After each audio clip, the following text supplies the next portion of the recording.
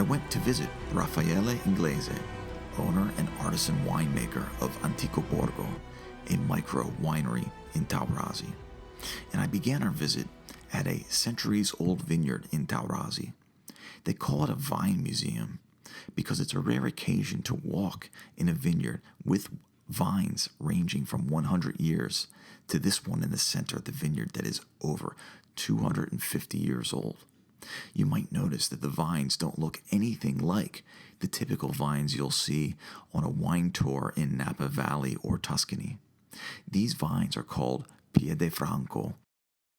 Allora Raffaele, spiegami un po'. Questa qui è stata datata circa 15 anni fa, 250 anni, datata da un professore di scienze dell'Università di Milano che ha fatto un'indagine qui in zona e si ritiene che sia il ceppo più longevo del mondo. Difatti è una struttura, sembra è un museo, diciamo. Questa è una pianta che non esiste in nessuna parte del mondo. And they are basically pre-phylloxera vines that survived the devastating viral epidemic that destroyed most of the vines in Europe. These are the original vines that survived. You can see they have grown above head level like trees, once again adding a rare character to this vineyard museum. While these vines do not produce quality wines today, it's important to appreciate the long history of winemaking in Taurasi. While old vines are known to produce quality grapes for winemaking, there are other factors at play to making fine wine. Questo qui è aglianico. Here's a couple of clusters of 𝐒𝐤𝐤𝐞. Siamo ancora, diciamo, 45-50 giorni ancora di maturazione, per la maturazione. Noi arriviamo seconda decade, terza decade di ottobre, inizio, anzi prima decade di novembre pure. Our next stop was visiting an 𝐒𝐤𝐤𝐞 vineyard at high elevation, which is one of the secrets to superior quality 𝐒𝐤𝐤𝐞. We walked on Taurasi's towering hills of vineyards that fly around 1,200 feet above sea level. The high altitude gives better sun exposures and temperature changes between night and day that help 𝐒𝐤𝐤𝐞 develop full maturity, ripe fruit, and complex aromas.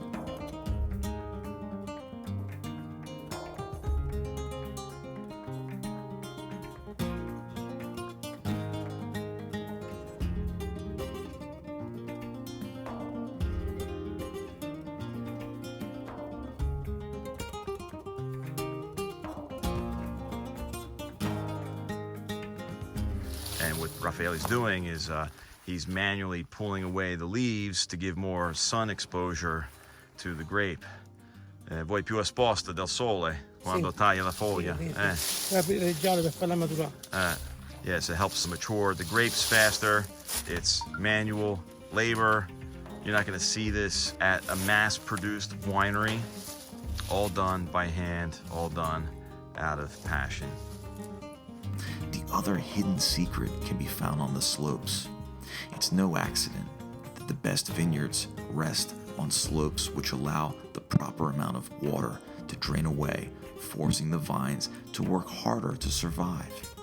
This action of working harder results in higher quality grapes for making superior wines of quality. The quality of a wine begins in the vineyard indeed.